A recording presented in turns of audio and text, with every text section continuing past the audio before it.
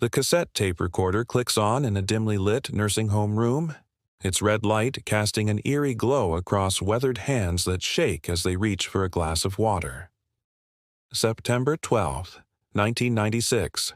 Outside, autumn rain taps against bulletproof windows that were installed without explanation 3 months earlier.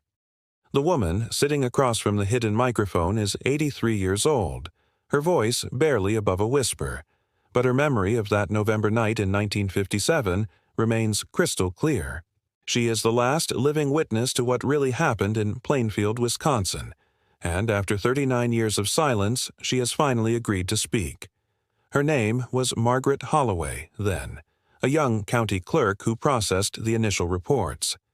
Now she goes by a different name, lives in a facility whose location is known only to 3 people, and carries secrets that have eaten away at her soul like acid for 4 decades. The official story, she says, was a lie. Everything the newspapers printed, everything the authorities released to the public, every detail that turned Ed Gein into American folklore was carefully crafted to hide something far more disturbing. The smell of cigarettes and fear still clings to her memory like morning fog that refuses to lift. She remembers the weight of classified stamps on documents that shouldn't have existed in a small Wisconsin courthouse. She remembers men in dark suits who appeared without appointment and left without explanation, carrying briefcases that never passed through any security checkpoint. Most of all, she remembers the moment she realized that what happened at the Gein farmhouse wasn't the work of one disturbed mind, but the final act of an experiment that had been years in the making. The wind rattles the nursing home windows as Margaret adjusts her position in the chair, her fingers tracing patterns on the table that mirror the scars she's carried since 1957. The scars aren't visible, but they run deeper than anything physical could reach. They are the permanent marks left by witnessing something so fundamentally wrong that it changed her understanding of reality itself. She has spent decades trying to forget, decades trying to convince herself that what she saw could be explained by conventional madness, conventional evil. But the evidence won't let her rest. Before we continue, if you can still hear my voice, it means you haven't looked away. Subscribe now, not for entertainment, but to see what others are too afraid to know. The truth begins not with Ed Gein, but with Operation Paperclip and the scientists who were brought to American soil after the war ended. Men whose experiments in human behavior modification needed subjects, needed isolation, needed a place where screams wouldn't carry beyond the tree line. Plainfield wasn't chosen randomly. The soil composition, the groundwater, the psychological profile of the isolated farming community, even the local sheriff's gambling debts to Milwaukee crime families, all of it had been carefully cataloged by men in black sedans who visited the area repeatedly between 1952 and 1956. Margaret's job as county clerk gave her access to records that painted a disturbing picture of systematic preparation. Property surveys that documented underground water sources with unusual mineral content. Psychological profiles of local families that included details no legitimate census would collect. Medical records from the regional hospital that showed patterns of unexplained illnesses and behavioral changes in rural residents between 1950 and 1956. Financial records that revealed how certain families received anonymous assistance during economic hardships, assistance that came with subtle conditions and unspoken obligations. The preparation began in 1952, 4 years before Ed Gein's psychological breakdown reached its violent conclusion. Government agents posing as agricultural inspectors conducted soil tests that had nothing to do with farming. Social workers who claimed to represent child welfare services visited isolated farms to compile detailed psychological profiles of entire families. Medical researchers studying infectious diseases collected blood samples from residents who were told they were participating in routine public health surveys. Each visit was carefully documented in files that Margaret would later discover hidden in federal storage facilities. The files revealed a systematic mapping of the community's psychological landscape, identifying individuals who showed signs of mental instability, social isolation, or susceptibility to external manipulation.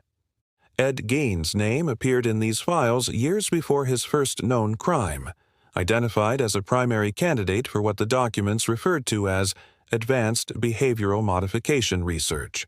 The Cold War was at its peak, and American intelligence agencies were desperate to understand how human behavior could be modified, controlled, and weaponized. The Soviet Union had demonstrated disturbing capabilities in psychological manipulation during the Korean conflict, and American operatives needed to develop countermeasures.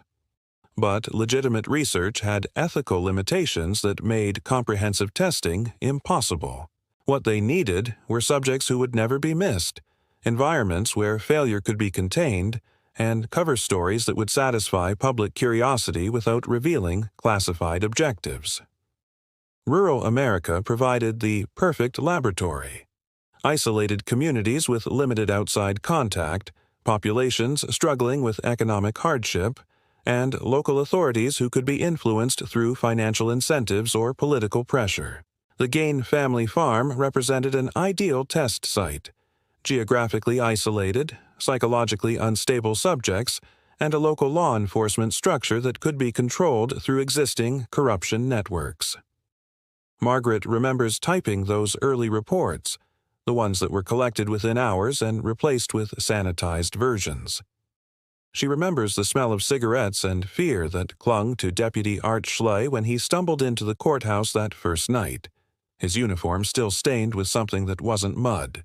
She remembers Sheriff Art Schley asking her to forget certain details, offering her family money that seemed to appear from nowhere, money that came with the kind of silence that keeps people breathing.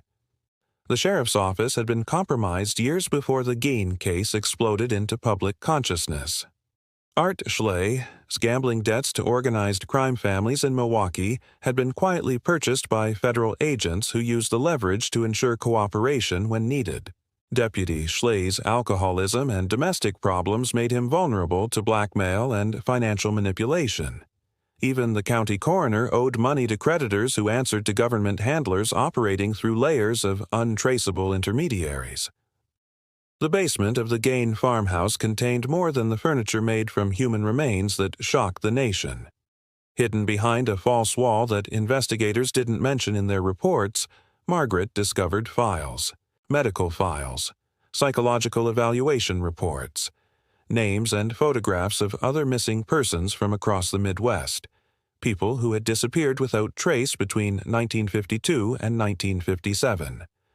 The files were stamped with classifications she had never seen before, codes that belonged to no local or state agency she could identify.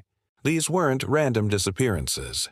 Each missing person had been selected according to specific criteria: social isolation, minimal family connections, behavioral patterns that suggested psychological instability, and geographic locations that placed them within traveling distance of rural research facilities. The files contained detailed psychological profiles, medical histories, and behavioral assessments that could only have been compiled through systematic surveillance and evaluation conducted over months or years. The selection process was methodical, scientific, cold. Margaret found evaluation forms that rated potential subjects according to categories like resistance to authority, susceptibility to psychological pressure, and likelihood of post-termination investigation. Each form was signed by evaluators whose names appeared in classified directories she wasn't supposed to have access to, men who worked for agencies that officially didn't exist and conducted research that was never meant to be documented. Margaret kept carbon copies of everything she typed that first week, hidden them in a mason jar buried beneath her mother's rose garden. The papers documented systematic psychological experiments, behavioral modification protocols, and something called Project Looking Glass, which seemed to involve the deliberate isolation and manipulation of rural communities across 7 states. Ed Gein wasn't just a disturbed killer. He was a subject, a test case, a prototype for understanding how far a human mind could be pushed before it snapped in useful ways. Project Looking Glass operated under the cover of agricultural research, public health initiatives, and social welfare programs that gave government agents legitimate reasons to visit isolated communities and interact with potential subjects. The project's funding came through channels that were buried so deep in the federal budget that even congressional oversight committees couldn't trace the money to its ultimate source. The personnel were recruited from military psychological operations units, intelligence agencies, and academic institutions that specialized in behavioral research. The experiments weren't limited to individual subjects. Entire communities were monitored and influenced through carefully orchestrated events designed to study mass psychological responses, economic pressures that forced families to make desperate choices, social conflicts that tested community cohesion under stress, religious movements that explored how spiritual manipulation could be used to control behavior, environmental factors that examined how physical conditions affected mental stability over extended periods. The Gein farmhouse served as both laboratory and observation post for these community-wide experiments. Hidden cameras monitored not just Ed Gein's behavior, but the reactions of neighbors, law enforcement officials, and visiting researchers to the controlled escalation of his psychological deterioration. Every interaction was recorded, analyzed, and used to refine techniques for manipulating entire populations through the systematic creation of fear, uncertainty, and social instability. The smell of formaldehyde and bleach that clung to the Gein property wasn't from amateur preservation attempts. It was the signature scent of laboratory-grade chemicals, the kind used in classified medical facilities. The bone fragments found scattered across the property weren't random trophies. They were cataloged remains, each piece tagged and numbered according to a system that no local coroner had ever seen. The skin suits weren't the deranged fantasies of a madman.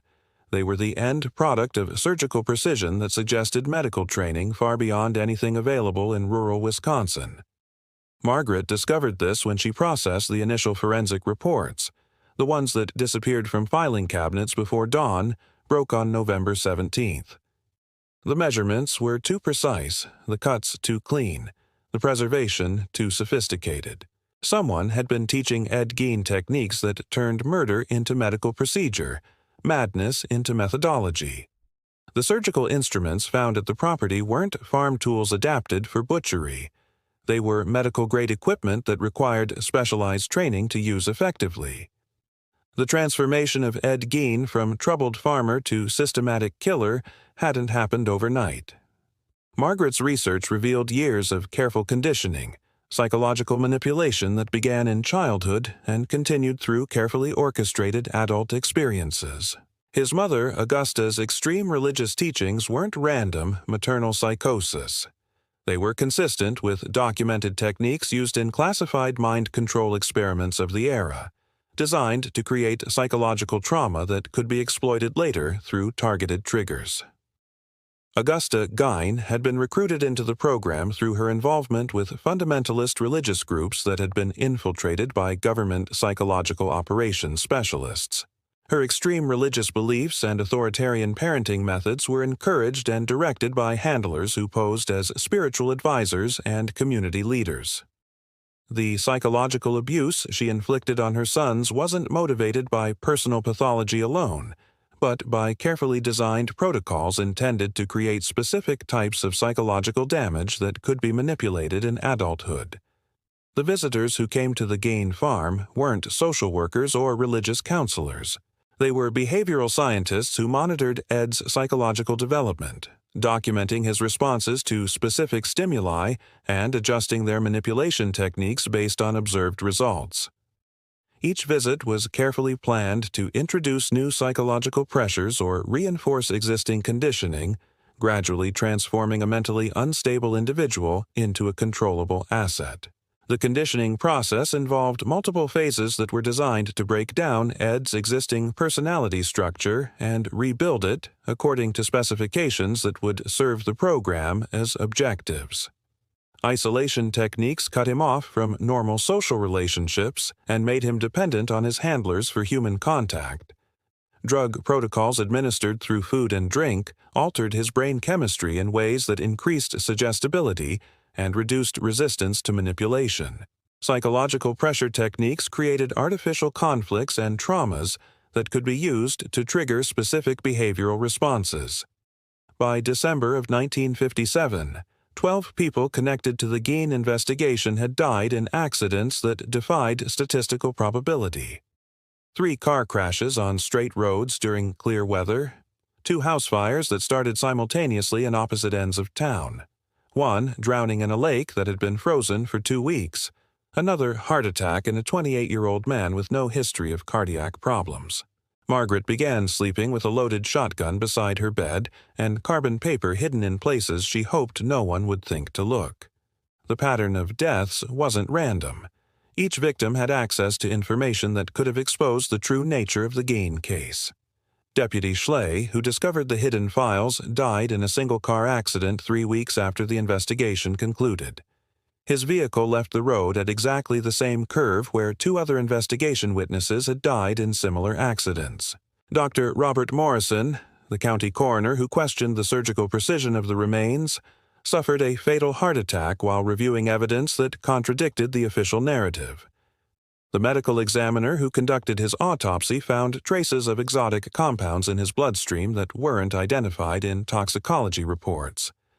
Sarah Henderson, a local nurse who treated Ed Gein during his childhood and remembered unusual visitors to the family farm, died in a house fire that destroyed all her personal records and medical notes. The fire started in 3 different locations simultaneously, burned at temperatures that exceeded normal combustion levels, and consumed everything except a metal filing cabinet that contained records related to the Gein case. Those records disappeared before fire investigators could examine them. The elimination of witnesses followed protocols that had been developed through years of intelligence operations and refined through practical application in cases that never received public attention. Each death was designed to appear accidental or natural, while achieving the strategic objective of preventing testimony that could compromise classified operations. The methods were sophisticated enough to avoid detection by local investigators, but crude enough to send a clear message to surviving witnesses about the consequences of disclosure.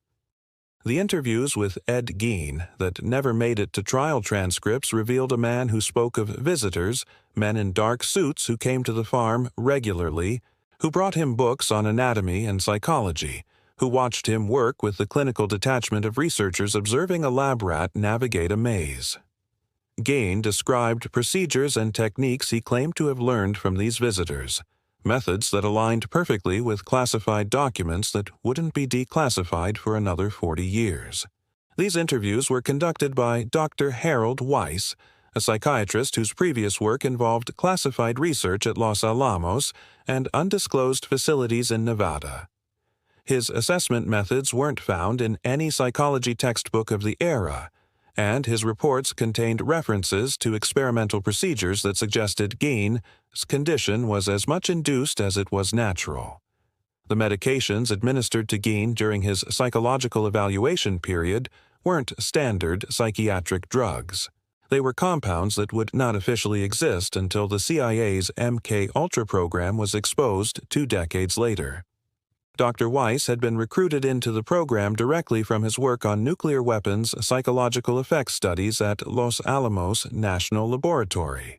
His expertise in trauma-induced behavioral modification made him invaluable for programs that needed to understand how extreme psychological pressure could be used to create controllable subjects. His techniques had been tested on prisoners of war, political dissidents, and mental patients who had no legal protection or family connections to investigate their treatment. Margaret found Dr. Weiss's private notes in a briefcase left behind after one of his visits to the courthouse. The notes described Gein as Subject 7 of 12 and referenced ongoing parallel studies in rural communities across the American heartland. Each subject was isolated, manipulated through specific psychological triggers, and monitored to study the progression from social deviance to complete psychological breakdown. The goal, according to Weiss's notes, was to understand how ordinary citizens could be transformed into controllable assets for undisclosed purposes. The 12 subjects referenced in Weiss's notes were distributed across 7 states, each operating in isolation but following identical conditioning protocols. Subject 3 was a Minnesota farmer who constructed elaborate bone sculptures that incorporated human remains. Subject 9 was an Illinois recluse who developed surgical skills through systematic training disguised as veterinary assistance programs. Subject 12 was a Michigan hermit who collected preserved body parts using techniques that required advanced knowledge of chemistry and anatomy. Each subject was monitored through hidden surveillance equipment, their behavioral development tracked through detailed psychological assessments, and their activities coordinated through handlers who maintained contact under various cover identities. The subjects believed they were acting independently, but their actions were guided through subtle psychological manipulation techniques that made them feel as though their most disturbing impulses were entirely their own. If you're still here, it means you're one of the few who search for truth in the dark. Subscribe, because stories like this don't stay online for long. The program that created Ed Gein represented a convergence of multiple classified research initiatives that had been developing since the end of World War II. Operation Paperclip had brought Nazi scientists to American soil, men who had perfected techniques for breaking human psychological resistance through systematic torture and manipulation. MK Ultra was exploring how drugs and psychological pressure could be used to create controllable subjects for intelligence operations. Project Bluebird was investigating whether human behavior could be modified through environmental manipulation and social engineering. Each program contributed elements to what became known internally as Project Looking Glass, a comprehensive study of how isolated American communities could be used as testing grounds for behavioral modification techniques. The project's objectives included developing methods for creating controllable assets, eliminating inconvenient witnesses, and perfecting techniques for making coordinated operations appear to be the work of random individuals acting independently. The Nazi scientists brought to America through Operation Paperclip included specialists in psychological warfare, behavioral modification, and mass population control who had developed their techniques through experiments conducted in concentration camps and occupied territories during the war. Their expertise in breaking human resistance through systematic psychological pressure provided the theoretical foundation for programs that needed to understand how ordinary citizens could be transformed into weapons against their own communities. The Gein farmhouse itself had been modified with hidden observation equipment, recording devices built into the walls, and underground chambers that didn't appear on any property survey.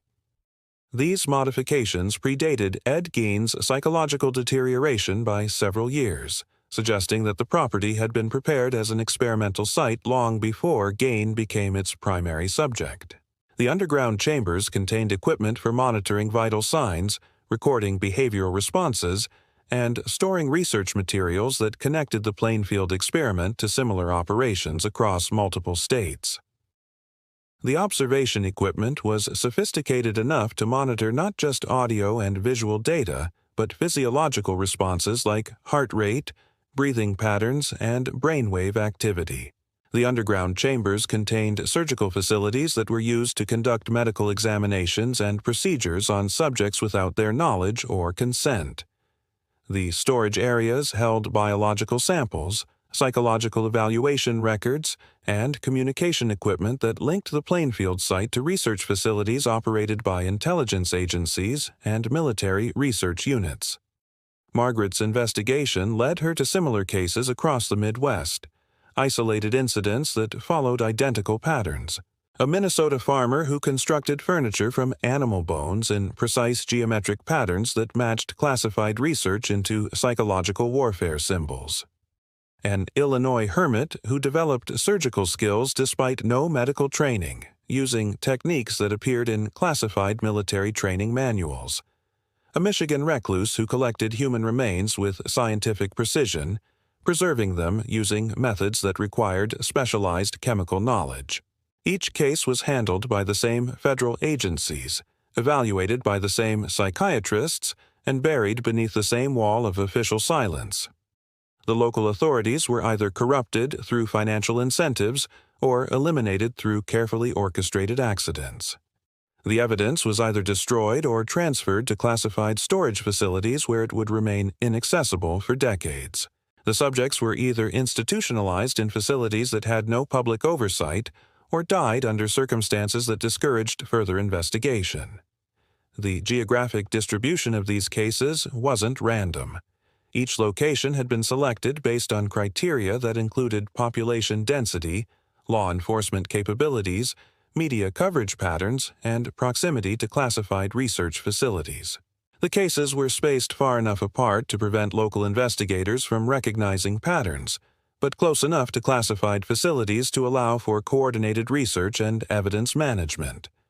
The documents Margaret preserved revealed a systematic program to study the limits of human psychological manipulation, using isolated rural communities as testing grounds and mentally unstable individuals as subjects. The program's objectives included understanding how to create controllable assets for intelligence operations, developing techniques for eliminating inconvenient witnesses, and perfecting methods for making murder appear to be the work of random madmen.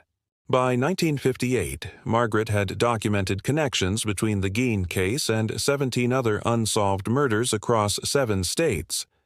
Each case involved similar psychological profiles, identical forensic evidence, and the same team of federal investigators who appeared without explanation and disappeared with all relevant files.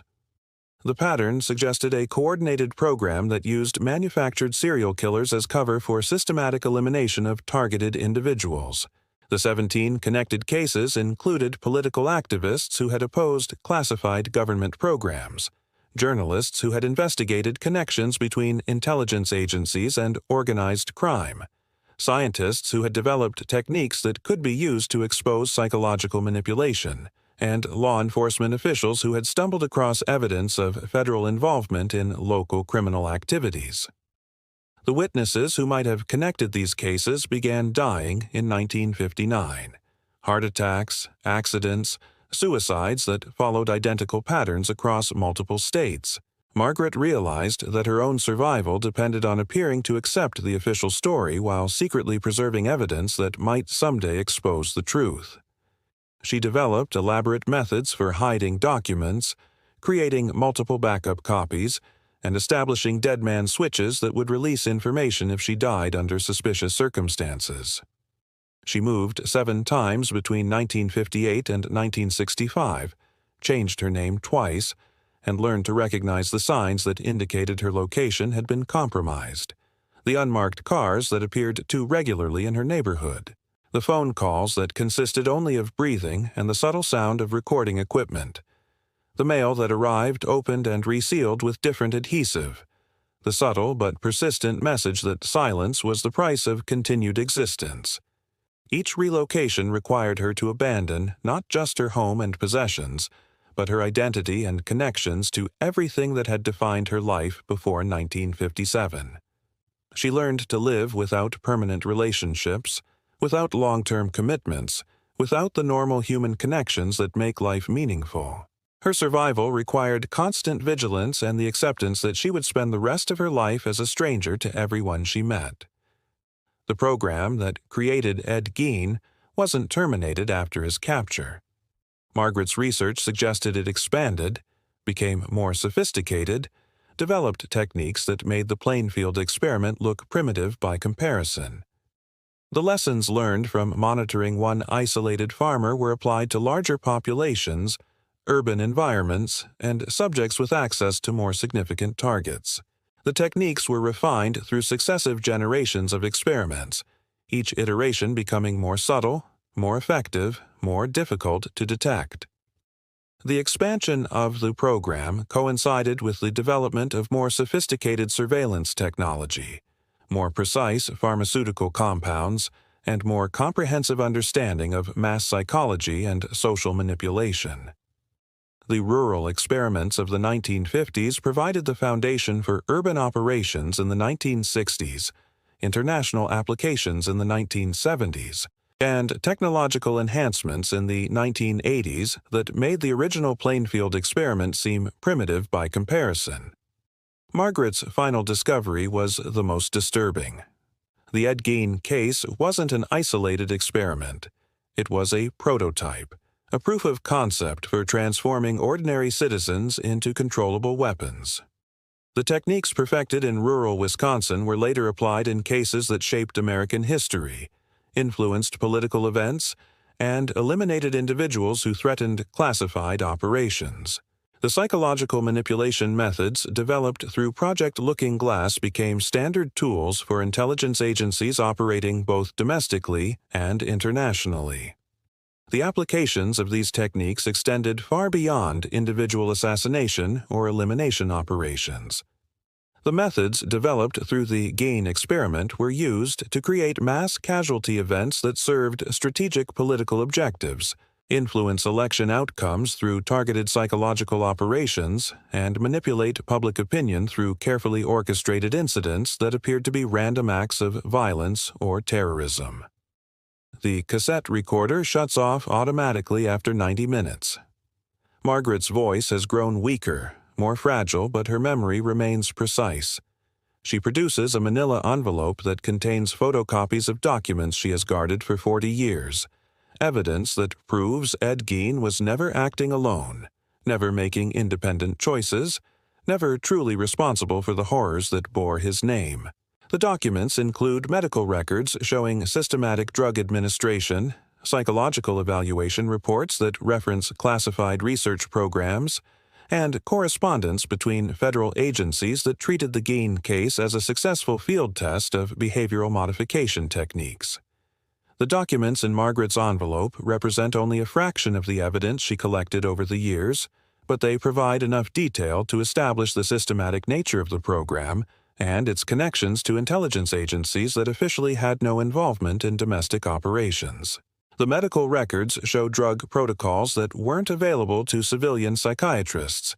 The evaluation reports use terminology that appeared only in classified research publications, and the correspondence reveals coordination between agencies that weren't supposed to share information. 3 weeks after this interview was recorded, Margaret Holloway died in her sleep. The death certificate listed natural causes, but the facility's security cameras malfunctioned that night, and her room was found cleaned and sanitized before any family members could be notified. The manila envelope and its contents disappeared along with her personal effects, despite detailed instructions she had left regarding their disposition. The nursing staff who worked that night were transferred to other facilities within a week of Margaret's death. The attending physician who signed her death certificate retired unexpectedly and moved to a location that could not be traced through normal channels. The security guard who discovered her body was found dead in his apartment 3 months later, apparently from a drug overdose despite having no history of substance abuse. The nursing home where she spent her final years was demolished 6 months later. The official reason given was structural instability, but construction crews discovered reinforced concrete walls, soundproofing materials, and electronic equipment that had no apparent purpose in a care facility for elderly residents. The demolition was completed with unusual speed, and all debris was transported to an undisclosed location rather than being disposed of through normal waste management channels. The demolition crew members who discovered the unusual equipment were required to sign non-disclosure agreements that carried criminal penalties for violation. The equipment was removed by specialists who arrived without identification and left without documentation. The site was eventually sold to developers who constructed a shopping center that showed no trace of the secrets that had been buried beneath its foundation.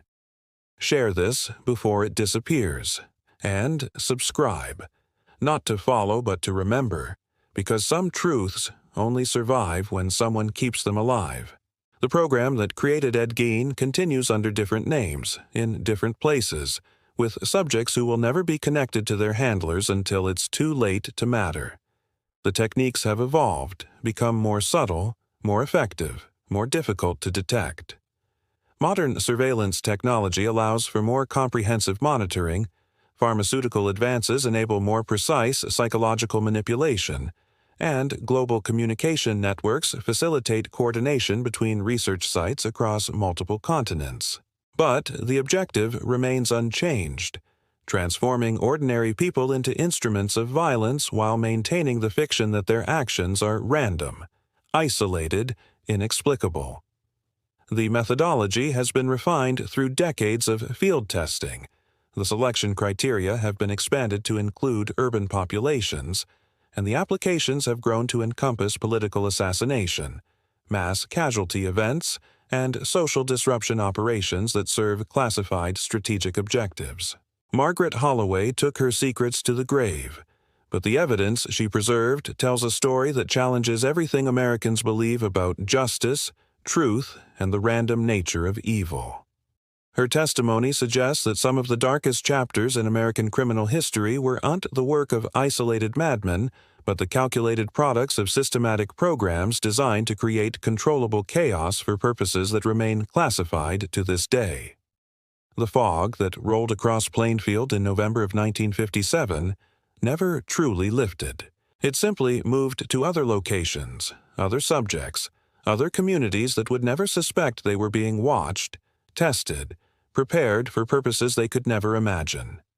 The experiment continues, refined and expanded, but always hidden beneath layers of official denial and public misdirection that ensure the truth remains buried deeper than any grave.